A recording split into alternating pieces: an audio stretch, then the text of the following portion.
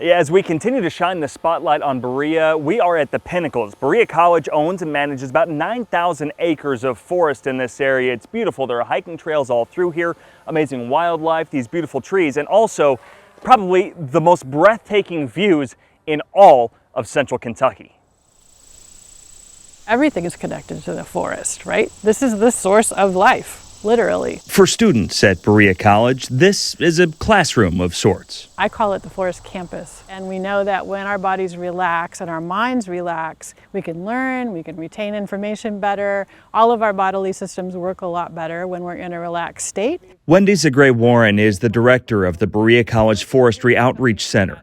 She and staff, along with students in the forestry program, work to maintain the Berea College forest. We actually have 200 small chestnut trees, and they're working on trying to restore American chestnuts that were wiped out in the early 1930s in this country. And this campus is for everyone. We get an average of about 5,000 visitors a month. John Abrams is an ecologist at Berea College. He's out on these trails all the time. And we're going to take the East Pinnacle today, which is what we usually recommend for first timers because you get a nice little break of flat walking about midway through. The Pinnacles trails climb about 500 feet over the course of a mile and a half or so, and there's plenty to see along the way. Just wildlife in general, I'm always listening for the birds and just listening to what's out there or looking for cool insects or snakes or whatever I might be able to find. I'm just looking to see if I can find any scorpions. Scorpions? Uh-huh. Yep, the southern devil scorpion. I was as surprised as you might be. Kentucky's native scorpion, typically in any kind of dry, rocky outcrop area. We find them here along slate rock banks. Abrams says its sting actually hurts less than a bee sting. We also found this little guy, the spicebush swallowtail caterpillar. It's built a silken web inside of there, and when it's hardened, it curls the leaf around. But if we peel it back, there's the little caterpillar. And he has these two little eye spots. Yeah. And that's so he looks like a snake. As we move past the wildlife, you start to get close to the big reveal. Okay, right here, this light-colored rock, this is limestone. So when you start seeing the limestone, you know you're almost to the top. This starts around 1,380 feet for us. There are several vantage points at the Pinnacles. As we reach the end of the trail, we get this breathtaking view, courtesy of East Pinnacle. So we're looking out towards southeastern Kentucky. So this is the beginning of the Knobs region. You can see the college's reservoirs and the higher terrain in the distance. The fascinating thing here is that this is pretty much the spot where the rolling hills of central Kentucky begin to give way to the more rugged mountains to the east. So this is the foothills of the Appalachian Mountains. As you reach these magnificent viewpoints, it's best to let them soak in a bit. You walk out onto a big flat rock, and it seems like you can see forever. Looking down to see how far you've come, and taking in as much of this Kentucky beauty as possible. It really makes you appreciate why Berea College is set on preserving this breathtaking spot. This is a place we can learn well. This is a place we can enjoy and think well. So I think that's why we maintain over 9,000 acres of land. If you'd like to check out any of the hiking trails here at the Pinnacles, they're open from dawn to dusk every day of the year. And if you want to check out some of the organized events, just head to forestryoutreach.berea.edu. At the Pinnacles in Berea, Sean Moody, LEX 18 News. Early spring in Pennsylvania. Farmers are still waiting for warm weather, watching for pastures to green up, and protecting some of the more vulnerable horses who still need a blanket to beat the chill, especially those whose pedigree commands a little more respect.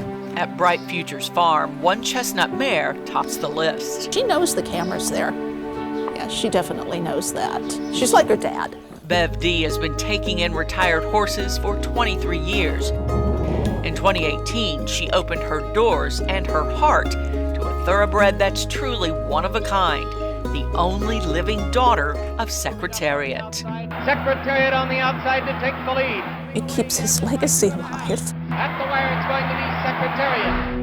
When Trusted Company's New Jersey owner fell into some difficulties, Bev didn't hesitate to give the 34-year-old a comfortable place to live out her story. When she came, it was hard for her to connect because it was a new environment and new animals, new smells, all of that. She was a little thin, but not real bad. The neighbor in the next stall, Catch This Tea, improved her spirits and became her protector. or as Bev says, her boyfriend. They bonded pretty quickly, but it took her about a year to really let her personality show to people.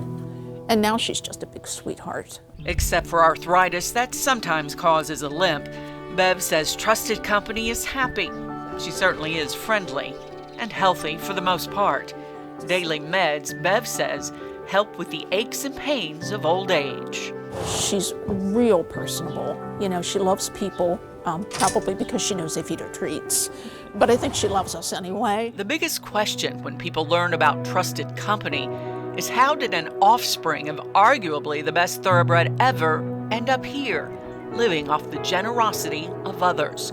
Though her sire still holds the record for all 3 Triple Crown races, Trusted Company did not fare well on the racetrack. She ran once and did not place. Or in the breeding shed, so her dollar value shrank to nothing.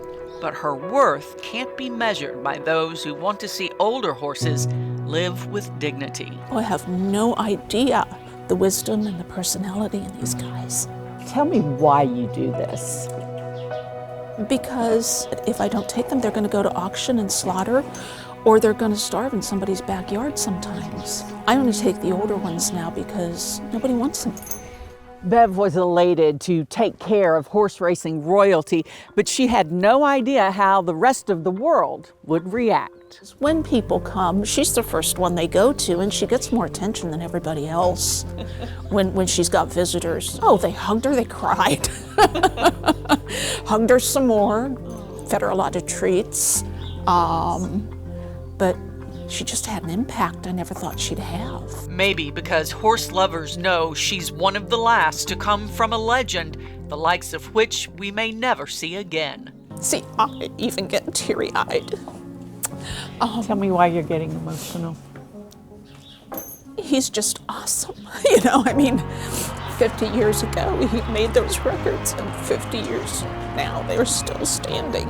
Though Trusted Company has no trophies or Triple Crown champions in her progeny, she is still, without question, special.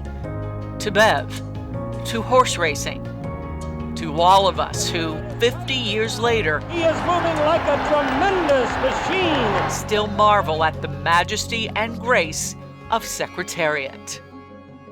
In the book, Harlan County's Son, a decorated war veteran, recounts growing up in eastern Kentucky, his 2 tours in Vietnam as a paratrooper, and his long 30-year career with Kentucky State Police. But it's the chapter on page 207 that retired Colonel Douglas Asher says was the hardest to write. And I thought, well, it's time now to clear the air. Even though it's late, it's right. It's the right thing to do. In the chapter, The Big Gray Cover-Up, the true facts behind the death investigation of Trooper Johnny Edrington, Asher goes where no one has gone before, at least publicly. Why bring it up now? I think it's time that we cleared this thing up before we all died and can't talk back. Asher was the KSP post commander in London on December 20th, 1988, the night Trooper Johnny Edrington was found dead of a gunshot wound while on duty. To this day, his homicide case remains open and unsolved. You can't solve a homicide that didn't happen.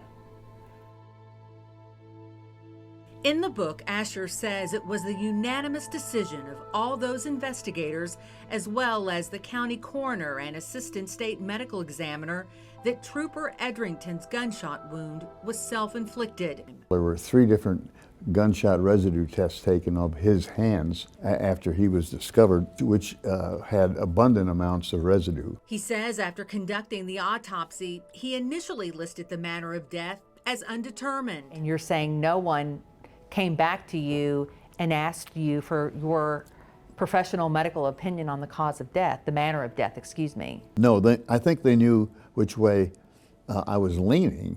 It's a horrible thing for a family to go through. There might be some who'd say Trooper Edrington has been dead for 35 years, let it lie. Let them say it. The truth is the only way to go.